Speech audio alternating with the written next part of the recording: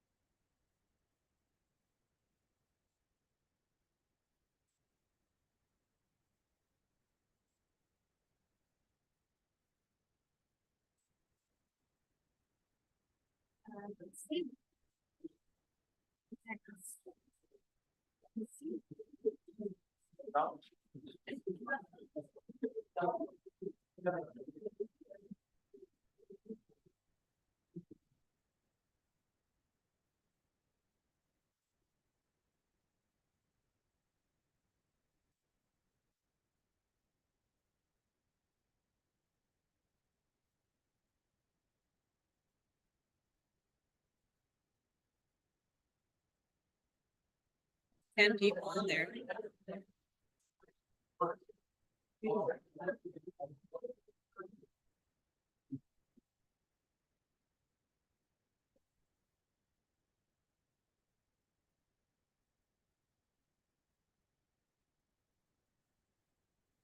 Hey, comma folks, period. We are about to get started, period. Thank you for your patience, period.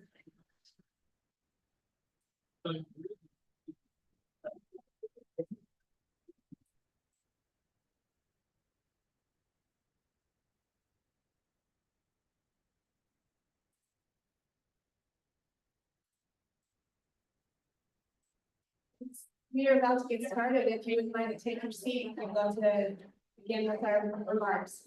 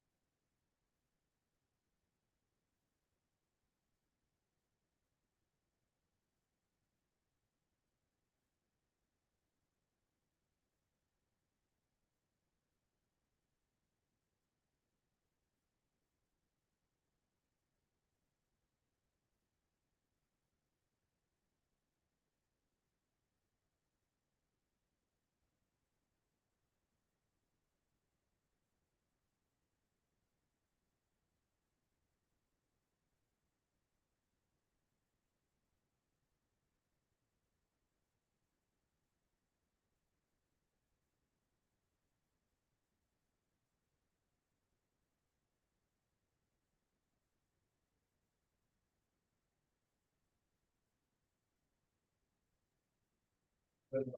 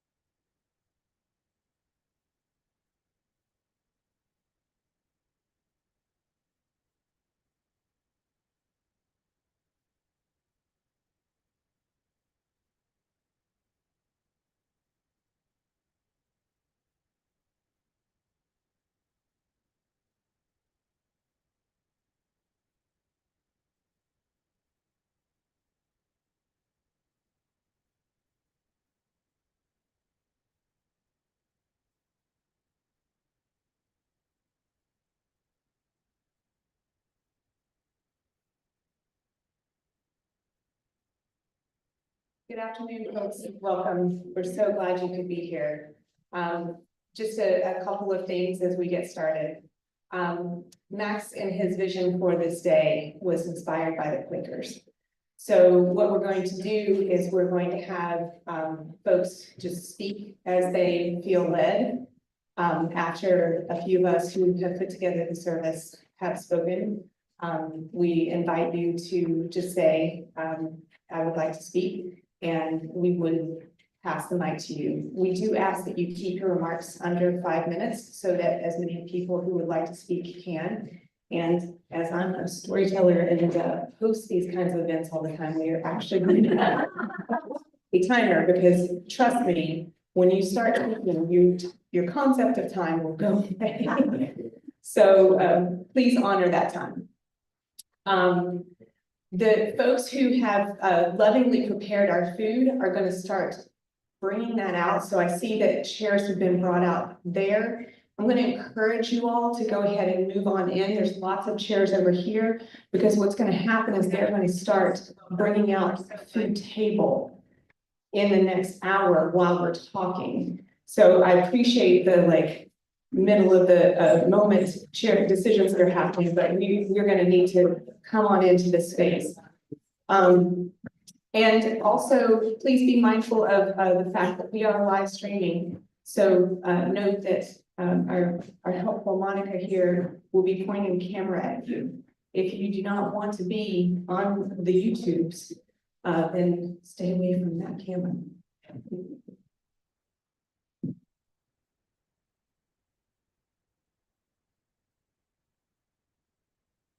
Thank you, Shannon, who kind of rescued us to help organize everything today.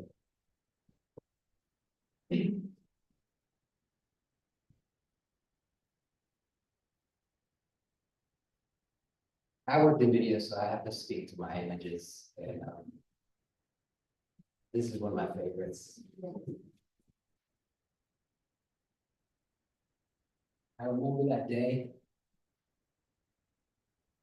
It was with laughter. We were baking these miniature chocolate cakes in one of those dangerous little toy ovens from the 70s. And I wanted us to be chefs. So we put on our chef hats, which were my tidy whities. And you know, Bailey could be a pretty serious person, and at the time I didn't realize it, but I think that kind of childish silliness was just what she needed. And I also love it because It's related to cooking, which most of what I have to say today is going to be centered around some of that because she was too complex for me to try and touch on everything. And I hope the rest of you will, who are inspired to take the mic, will tell some of your stories. But food was probably her favorite love language. And we butted heads often. But it always seemed to end with her offering me some of something that she had cooked that day or the day before. And it's usually something rustic, like roasted vegetables, which would be charred, but in a good way, kind of exposing the spectrum from raw to burnt that they had to offer. And she appreciated all of it. And she shared that with me. And she shared that perspective of the world with me. You know, everything from raw to burnt. In the weeks since her passing, many of her friends from as far away as Japan and Hawaii have written to share similar stories of how she would express her love through cooking or sharing tea. And she even made a wonderful documentary about a chef, Edna Lewis. And when she was pitching that documentary to me, it was centered around the love between Edna and her friend and caregiver and chef who she had mentored, Scott Peacock. And she explained to me how Edna's cooking journey began with her elders and was ultimately an expression of her love. And, you know, at the time I thought it was an interesting story, but now I really understand why she would have dialed in on that story when she could have told any story, you know. At home, she always cooked far more than what she and Dad could eat. It's become clear to me now that even when I wasn't there, she was often cooking for me too, looking forward to feeding me and sending some home with me when I visited.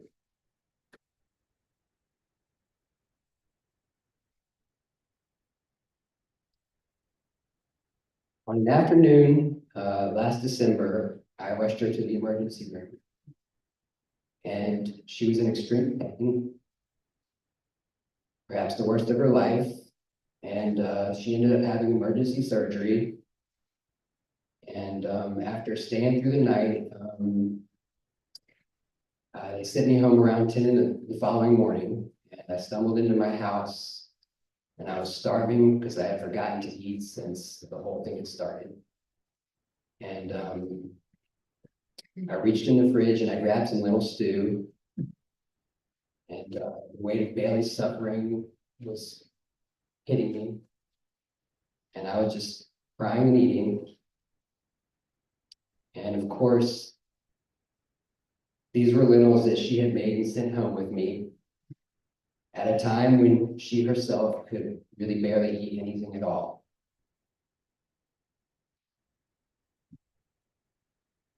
And at that moment, while she was laying in the hospital, struggling to survive a little while longer,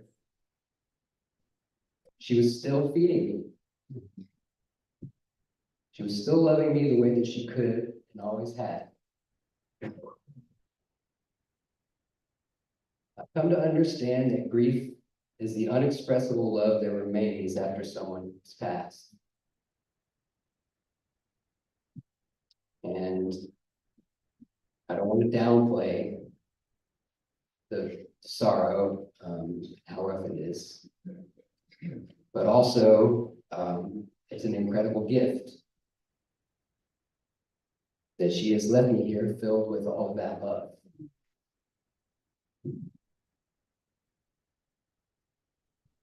Today, you're going to hear wonderful stories of how Bailey gave so much to so many, of her determination, her friendship, her support, her integrity. And I'm not going to spoil any of these stories, they're not mine to tell. But I'll just say that she filled us with much more than just her cooking. And her gift to us is more than just those acts. It's the love that she has left within us, love that will pour out from us to others, to people she will never even know. Just as she was still feeding me while she was trying to stay alive, she is still feeding the world with her love, and will continue to do so far beyond the boundary of her physical presence here with us.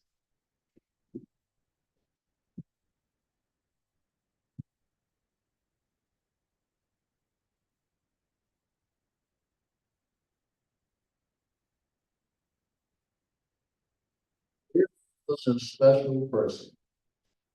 Somewhere, somehow, she decided to overcome her fears. When I first met her, some 50 years ago, she was donating blood. She was volunteering and advocating for social causes. She led a great life, always challenging herself. Like when she went to Australia for a master's degree in biology. She joined the rock climbing club. Obviously, she didn't like easy. About 3 months prior to us finding out she had cancer, I remember asking her if I died first, what she might want to do. And she quickly said, I'd like to go to Australia outback and hunt for rubies. That was Bailey, a great soul, adventurous, fearless, inquisitive, kind, interested in everything. I saw her watching all kinds of movies, all kinds of music, classical, jazz, rock, hip hop, opera, Indian, you name it. Believe me, I'm also curious. I'm also into lots of stuff, but nowhere as curious as Bailey, who is into everything. I traveled the world with Bailey, met incredible people hanging out with her. When I was 13, an aunt gave me a record player and a record with a popular song at the time that went something like this. I found the sunshine and roses. I found the morning mist. I found the laughter, the sunshine hereafter when I found you. And that's what it was like being with Bailey. To take one day at a time as we adjust to wonderful Bailey no longer being with us.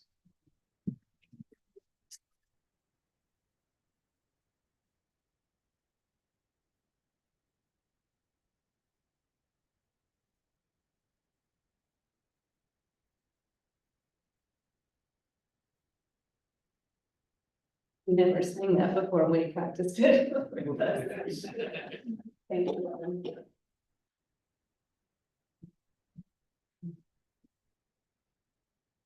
Now the actual timer starts.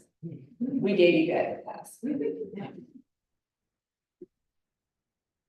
E.B. White, who was famous for writing Stuart Little and Charlotte's Web, had this quote, "Every morning I awake torn between the desire to serve the world and to savor the world."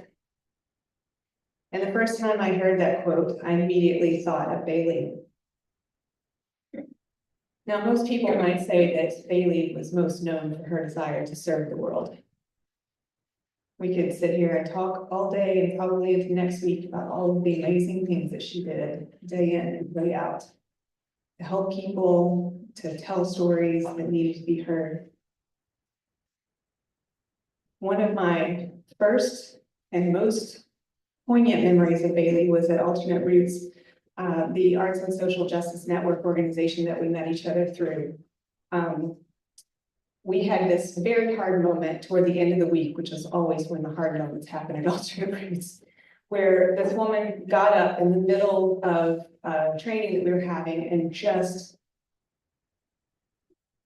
very, in a passionate manner, started crying and, very, difficultly shared that she was in a lot of stress and pain and, at the end of her rope and a lack of resources.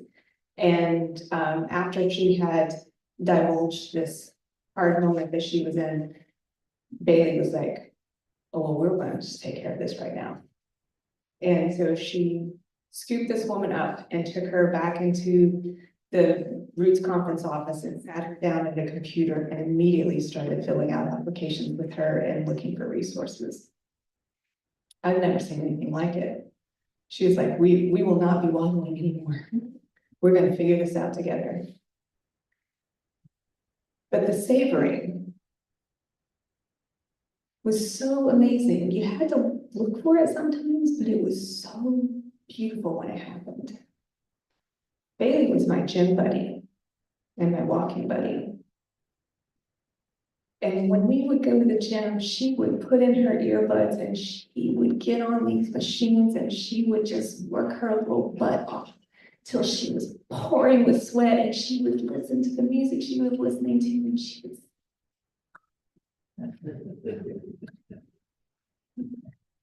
And I love what you mentioned about all the different kinds of music she was listening to, because every day I'd be like, what are you listening to today? Oh, I just love that song by Hall & Oates, She's a Rich Girl. So random. And when we would be out walking, she would say, this was perfect walking weather. No matter what the weather was, that day was always perfect walking weather. And she would always take about 5 minutes to describe the salad she was going to go home and make after we ate in great detail. Lordy, that woman loved her vegetables.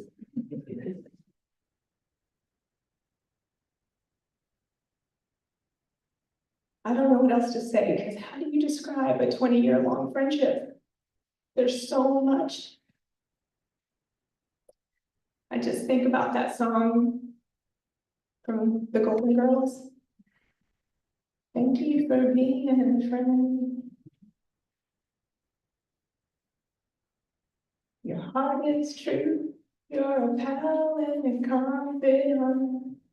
Because she was my emergency contact. The person I called when I got a new job. The person I called when I needed a colonoscopy. How do you replace that person? But I'm accepting applications. If anybody wants to be my new emergency contact. All right. Just under the time. Who's next?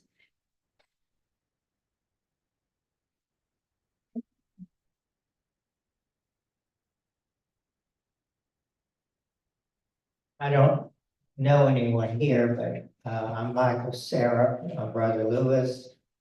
I don't have a teleprompter or didn't make notes, so Lord only knows what I'm gonna say. But, and I will tell you that my wife, my bride of 51 years, is at a family reunion with one of her sisters that is recently widowed, or she would be here as well. I have to tell you that Bailey's funeral was so special,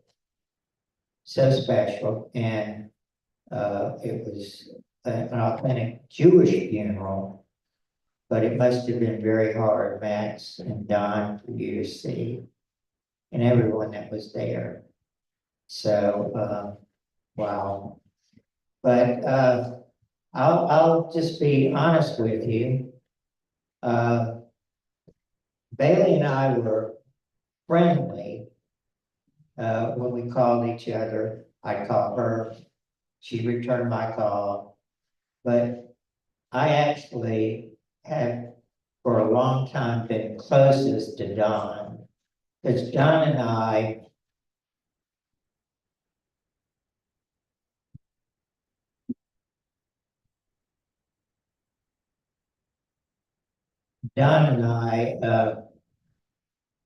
I call him, we speak heart to heart for a while. I'd ask him how he's doing. And then sometimes I call Bailey, because a wife or a significant other always has a little different story to tell. The Don would say, I'm doing okay. And Bailey would say, this is, I don't know, you got your issues. But anyway, all I can say is, we will miss Bailey very much. In Hebrew, we say, Zikaron, Zikarana, Lebaracha. May her memory always be a blessing for us. Thank you.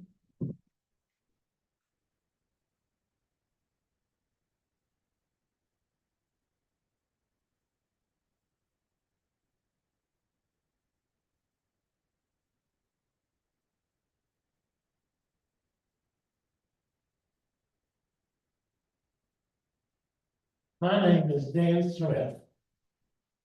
I am the other brother. When we were kids, Bailey was known as Bailey Ann, and I was known as Dan. I don't remember when Bailey dropped the Ann, but my wife changed the Danny to Dan. And we still stayed married. I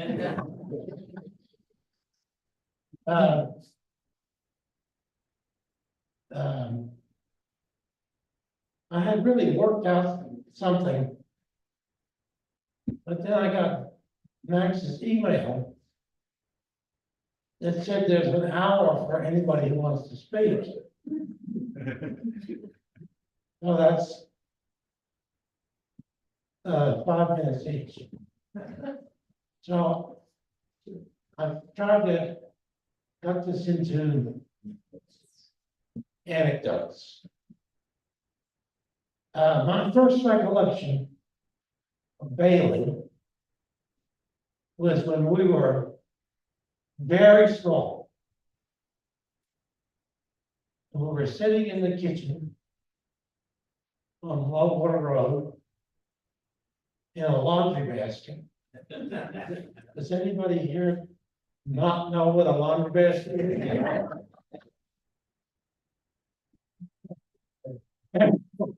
We were carrying a jar of mayonnaise. Oh, you can laugh now. And we finished it. And I don't remember what happened with Bailey, but I remember that I got really sick. And to this day, I still have an aversion. All sorts of things over the years happen and they drop by the wayside. That I remember. The other story I'll tell you is the last time I saw Bailey was in Knoxville. She came up to Knoxville last year. And so we could spend some time together. And we went off and had lunch together. And we talked about this and that, and somehow we got on the subject of our parents. And then we got on the subject of our mother. And Bailey was with our mother when she died. Because Mama didn't want to be alone. Right after that, we talked about Mama's death. Bailey said that was when the nightmares stopped. Now there is one hell of a backstory to that. Some of you may know part of it. But, I don't have time to tell it. Maybe some other time. Around the bar over martinis. The other thing is, in Orthodox Judaism, as some of you may know, it's very rigid. There's lots of ritual and lots of prayer. There's a prayer for everything. But and the instructions about dealing with death and dying, the instruction says not when the person is dead. It says when the soul has left the body.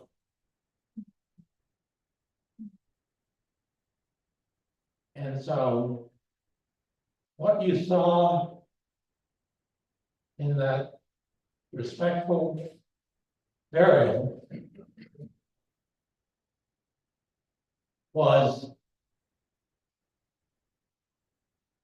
Bailey's remains. But her soul had long ago separated. I think that's fine. Thank you.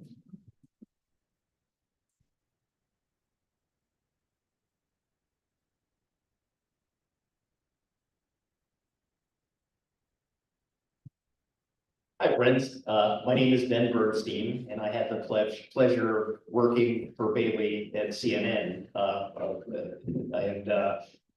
CNN at the time, and the industry in general, was populated mostly by and led by neurotic, angry guys who were prone to scream and yell and lots of histrionics and things like that. They were the most un-Bailey people you can imagine. Bailey was a leader. She was a leader as a journalist, and she was a leader as a human being in that organization. And person by person, on an individual basis, she may not have even been aware of this, but she changed the tone of that company, that culture, and perhaps even the industry in general. I'm just one of probably hundreds of people that, as a very entry-level person, I happened to mention that I was interested in science journalism, and next thing I know, I get a message from this random Bailey person saying, come upstairs and talk to me. And she gave me my first science story to tell and taught me how to tell a story from a very human perspective about science stuff, which isn't particularly a human-oriented thing. But she made a profound impact on me. But like I said, she mostly made a huge impact on the business and on the company, and much more than any screaming man ever would. So I owe a tremendous debt to her, as do countless other people, and the industry as a whole owes a tremendous debt to her as well. And it's something I'll always be grateful for, and it's something I'll always remember her for, but she really made an impact.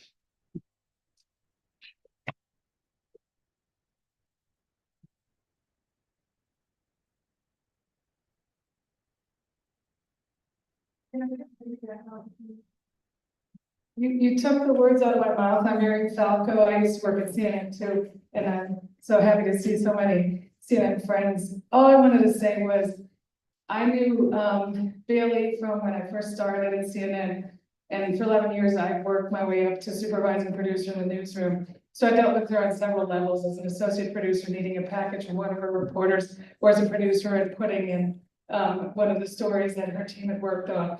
And she was such a smart person. And as Ben just mentioned, she was a woman to look up to in the newsroom, because she had succeeded and she stood up to those men who didn't know how to behave. There are certain moments in my career where I learned that, oh, I don't have to put up with that. And she showed us, all of us, and particularly in my case, me as a woman, that there are places I can move up to. And then when I went to the medical unit, we were neighbors. I was on the same floor with the science and technology unit, so we ran into each other a lot. And I wasn't close friends with her, but I had so much respect for her, and she did so much for many of us, and I just could not be here to share that, and that's all I want to say.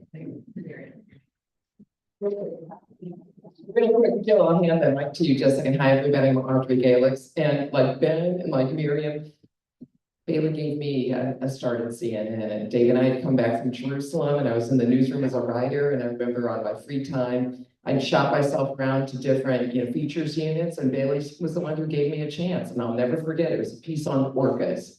So I am curious how many others in this room Bailey gave maybe their first chance. See a few hands there. Yeah, what a blessing.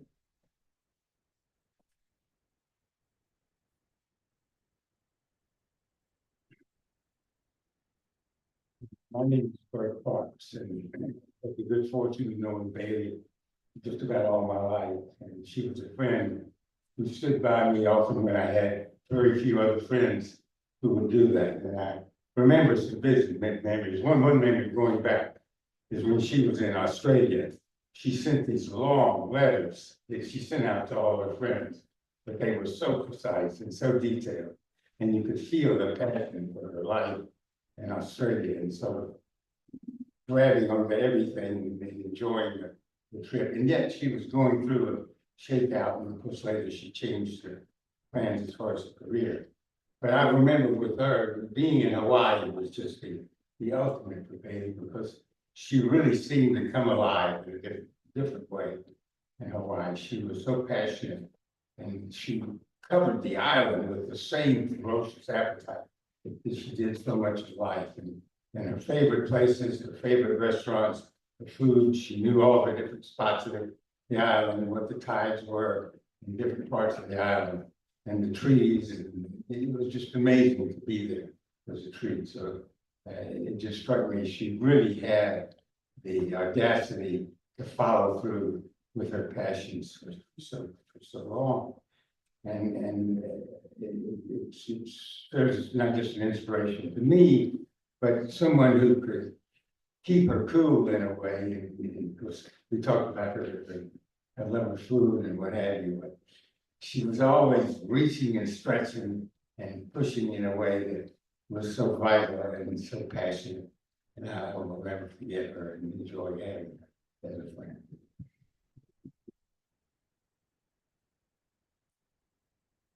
Hi, I'm Jill Parks, and I met Bailey 20 years ago on my third date with Bert. And Bert asked me, did I want to go to Hawaii with them? Because Bailey, his friend Bailey had this place, and this was my third date, and I had 3 flights on Delta.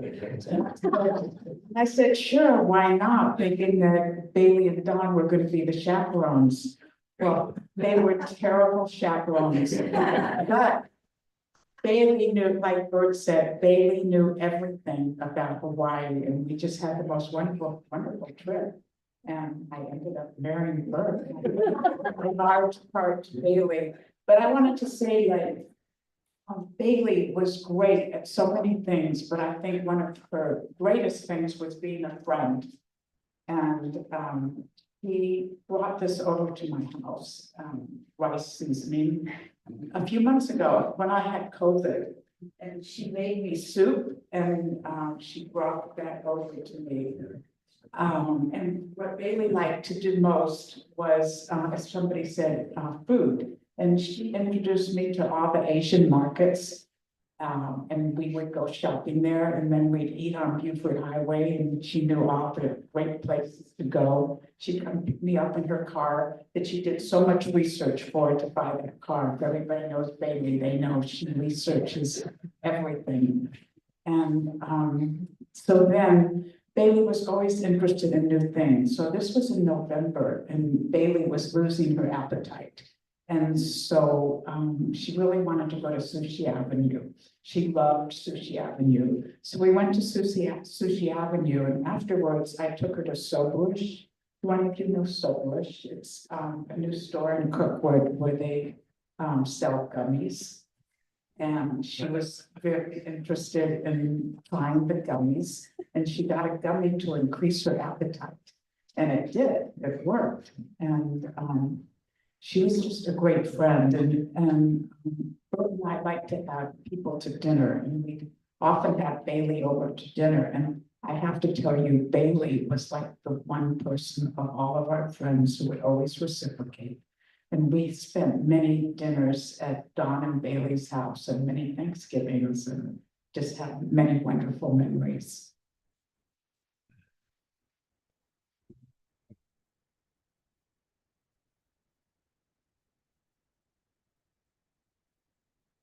I'm Dan Russ, and I knew Bailey for 40+ years. I could even be more precise about that because I was the second medical correspondent at CNN. They had burned out the first one, and she was quite protective of us, Ben, so I didn't have to listen to the screaming and yelling either. She was an effective shield for that.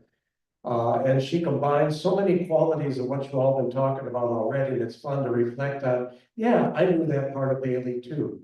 She was sincere, she was loving, she was engaged, and she didn't take a lot of crap from people. And she yet was gentle in how she admonished you if you needed it. She was a great producer and a great friend. And after leaving CNN, of course, we didn't see each other much in person. That's one thing where social media does come in handy. She came to an anniversary party that my wife and I had planned rather spontaneously because of health issues of our own. And Bailey shows up and befriends a producer I had from Wisconsin who had showed up at the same party alone. And she just sort of befriended him for that evening. And he reflected afterwards, who was that neat lady from, I think, CNN that I sat with. So that was probably the most recent example of her warmth that I saw. When I moved south, everything was very new to me. I'd never been to the South before. I figured Atlanta was in the middle of a cotton field. I was surprised that there were trees here. Also surprised that there were a lot of bugs in apartments that you didn't pay a lot of money for, which is a description of the one I had. I remember telling Bailey, well, we moved the microwave oven out of the way, and there were all these cockroach eggs. And in anatomical and appropriate candor, she said, those weren't eggs. That was, and it was something else that comes out of the cockroach. But she said, anyway, her sense of humor came through at that point too. But I remember her fondly as professionally astute, a wonderful colleague, and a dear friend. And I miss her and honor her memory. Thank you.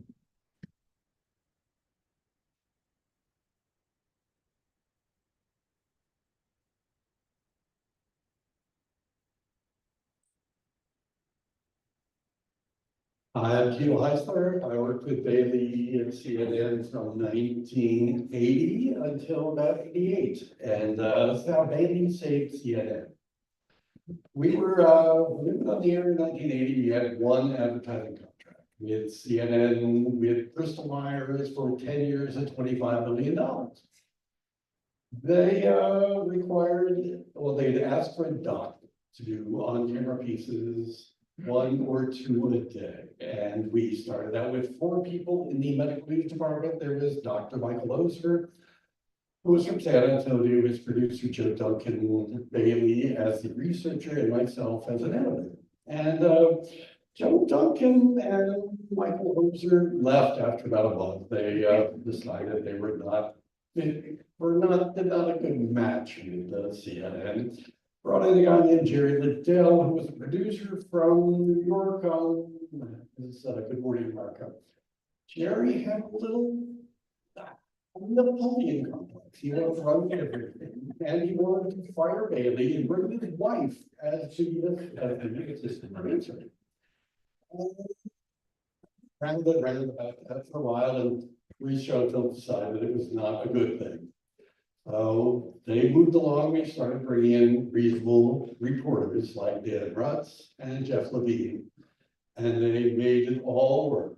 2 pieces a day, and a half-hour weekend show. It was on the way to become what CNN is today. And it was an amazing step for all of us, and Bailey held it all together. She did the research.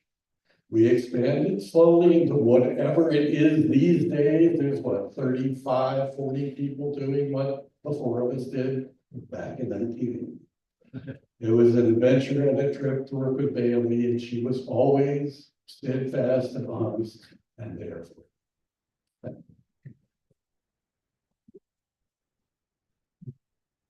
Hi, everyone. My name is Kathy Kutska, and I too worked with Bailey at CNN in features.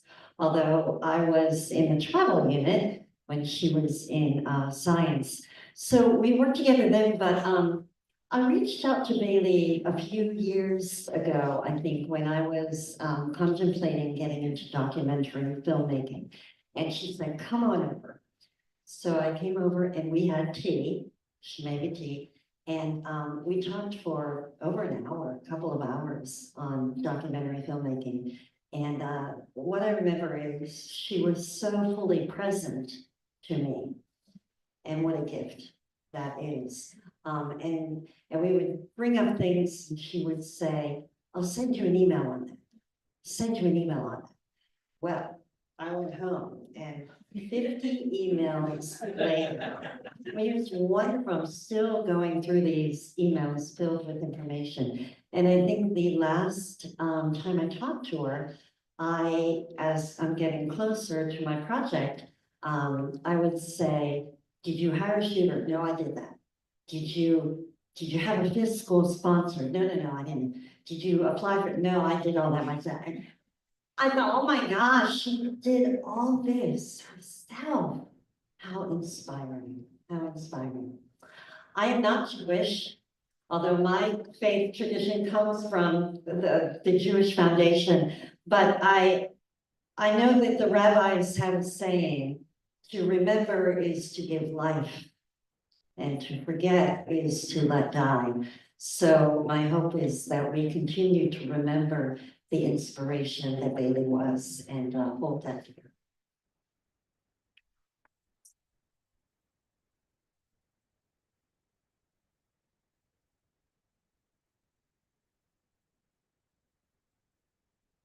It's really wonderful to hear so many stories about Bailey's life that I really did not know.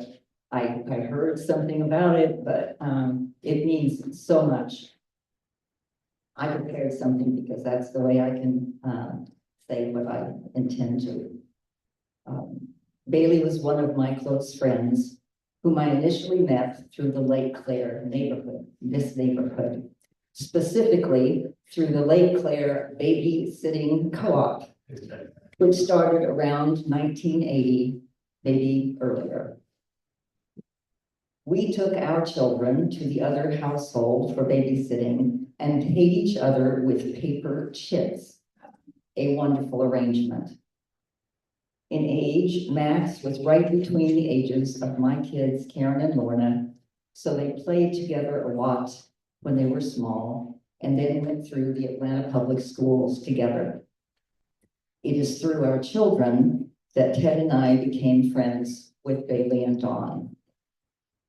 Those years, as the children were growing up, are a blur in many ways to me, since all of us were so busy with our jobs and other responsibilities. But we developed a strong family connection.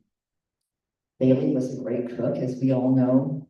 She brought people together from various circles, including lifelong friends from her youth, including Bert, who spoke earlier. I have great memories of meals and conversation with Dawn and Bailey around their dining room table. In more recent decades, the dinners continued, but there was also more time for one-on-one connection, walking and sitting on the sofa talking. I loved hearing about the wonderful stays Bailey and Dawn enjoyed in Hawaii, the friendships they developed there, and their attachment to the place. It was exciting to hear about Bailey's travel adventures in Asia and Eastern Europe, connected to showing her documentaries in film festivals and sharing her skills. And of course, the two of us shared our thoughts and perspectives on life as we grew older. In addition to her curiosity and determination, in my mind, another noteworthy characteristic of Bailey was her modesty. She and Dawn made important contributions as longtime volunteers with hospice. Bailey was academically trained as a scientist, became a high-level producer at CNN, and then went on to create her documentaries combining scientific knowledge and artistic talents. But in her friendship with me, I never heard her speak highly of herself, never even alluding to her accomplishments. Toward the end of her life, I asked her more specific questions and other things I have learned since she has passed away. Dawn and Max, as we celebrate Bailey today, I want to express that the connection of our families with the two of you and with Bailey has been very meaningful to me. Karen and Lorna are very sorry that they can't be here today. The moving burial ceremony and this celebration of life you with Shannon have planned, they are beautiful ways to honor Bailey. Thank you.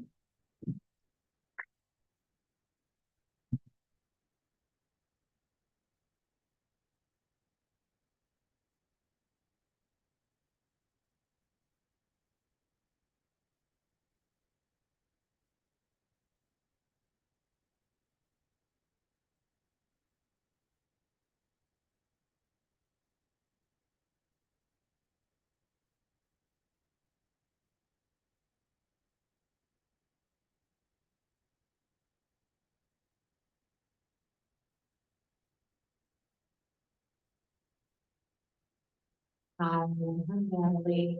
I'm Max. Hi, Dawn. Thank you for inviting me. I just wanted to share that this book is my first book that I've published, and I brought it here because this wasn't just a product. It wasn't just a product to me. It was a life mission to bring people together. And Bailey, her talent, and most importantly, her friendship was an inseparable part of that journey. And I just wanted you all to know how much she meant to me and how a part of her legacy will be forever ingrained in this project.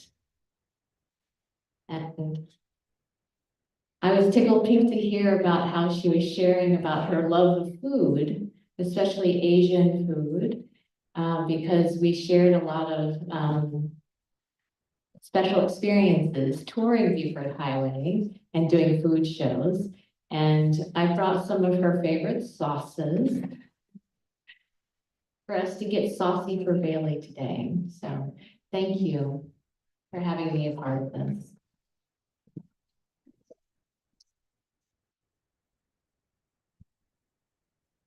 And I'm sorry for the commotion. As you can see, we're in the process of transitioning. I know Max has something to read from someone who was a Bailey's dear friend who lived in Florida.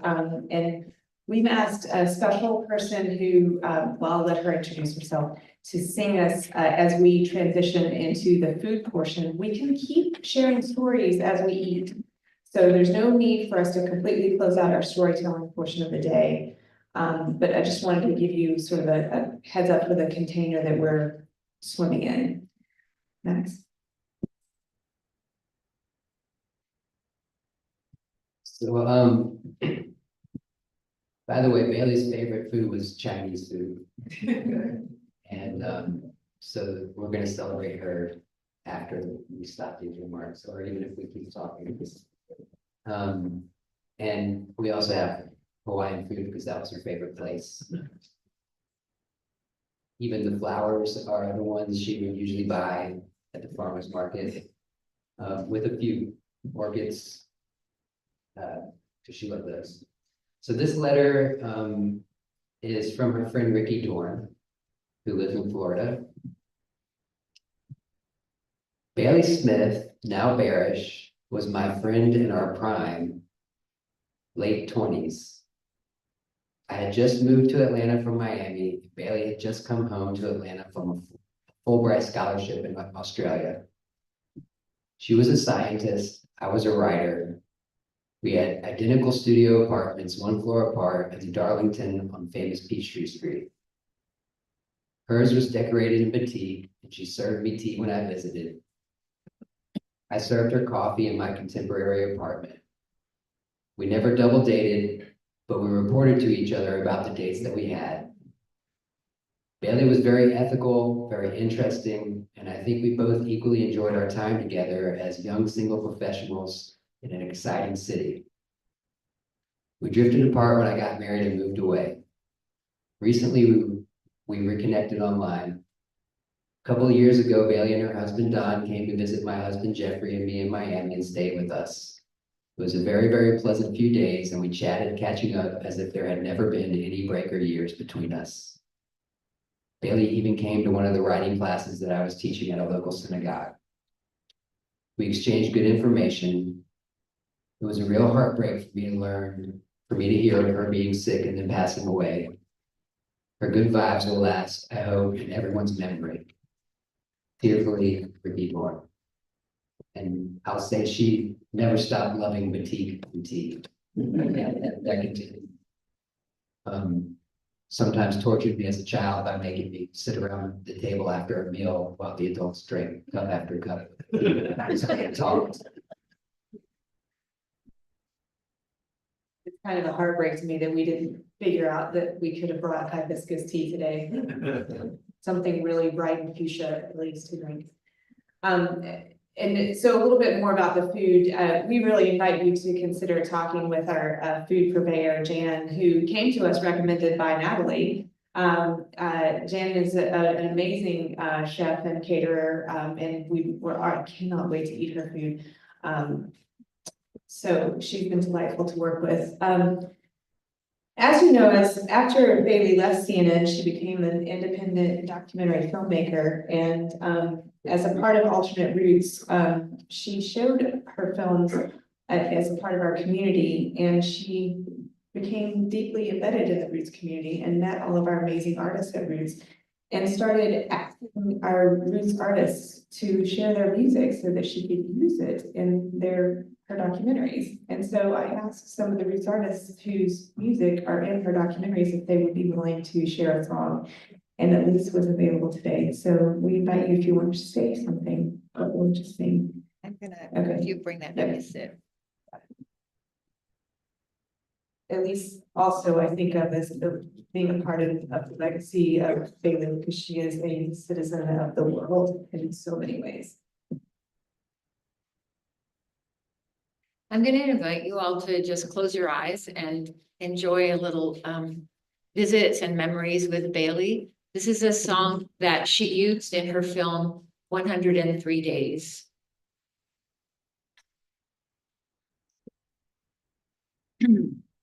In every hand that fights to right an old wrong, in every child who learns to sing a new song, in every hand that helps another to rise, in every child who reaches up to the sky, I do. I remember you. I do. I remember you. And when the mountain seems too steep, you remind me of the dream we keep. And when the day becomes too long, you remind me to sing a new song. I do. I remember you.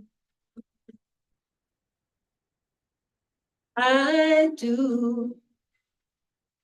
I remember you.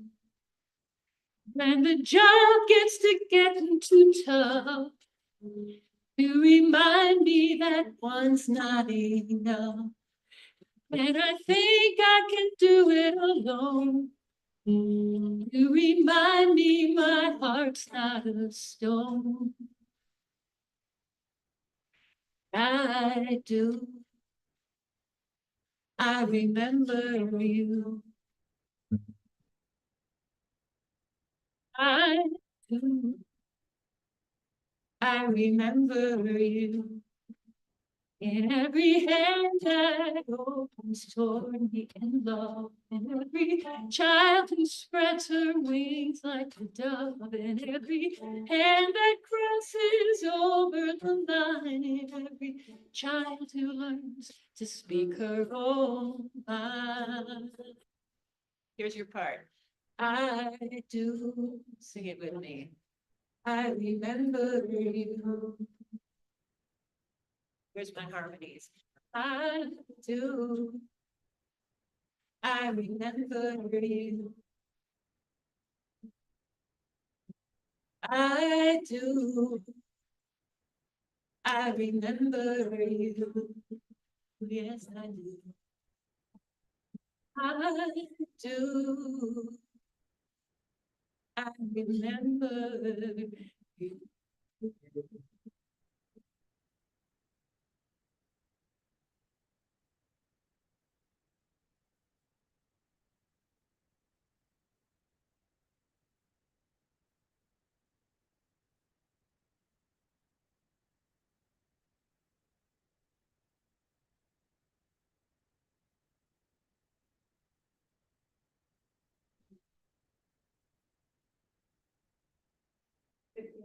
Okay, we got time.